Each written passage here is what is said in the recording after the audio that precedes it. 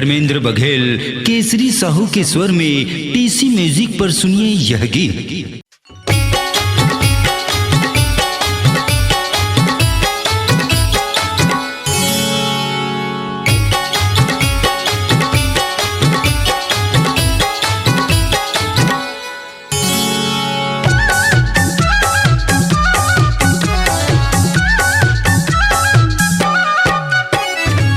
आवत देखे जावत देखे आवत देखे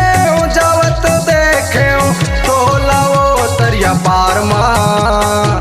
चलना वो माया कर ले पुरानी दोनों पथरिया बाजार माँ चलना वो माया कर ले पुरानी दोनों पथरिया बाजार माँ।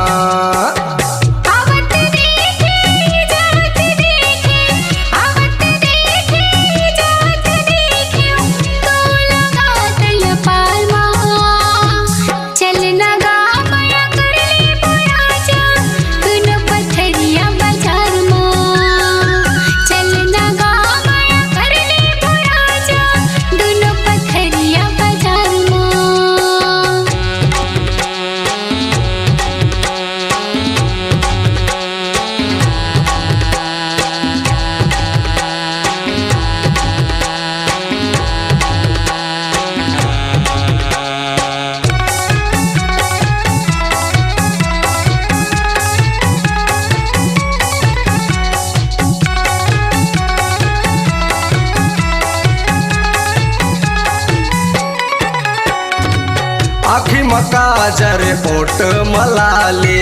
सज सवर के चल समझकारी आखी मकाजर होट मलाली सज सवर के चल मनमानी मोर मन है मोर दिल है मोर मन है मोर दिल है जाऊं मैं कोनो बाजार माँ चलना वो माया कर ले पुरानी दोनों पथरिया बाजार माँ चलना गा माया कर ले पुराजा दोनों पथरिया बाजार माँ।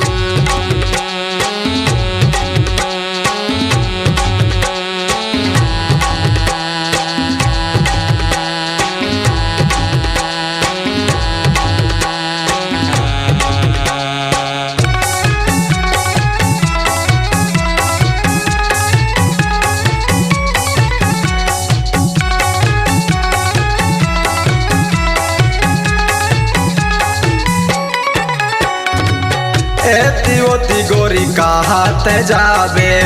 आन मोर तीर मजात पाबे एती ओती मैं कहाँ रे जाऊं दौड़ तेर मैं दौड़त आहूं नियत बिगड़ गए धर्मन बगल के वो नियत बिगड़ गए धर्मन बगल के वो लाखों मत हजार माँ चलना वो माया कर ले पुरानी दोनों पथरिया बाजार माँ चलना वो माया कर ले पुरानी दोनों पथरिया बाजार माँ। आवत देखे जात देखे आवत देखे जात देखे तोला गा तल पाल माँ चलना गा माया कर ले पुराजा दोनों पथरिया बाजार माँ चलना वो माया कर ले पुरानी दोनों चंदेली बाजार माँ चलना गा माया कर ले पुराजा दोनों चंदली बाजार माँ चलना वो माया कर ले पुरानी दोनों पथरिया बाजार माँ।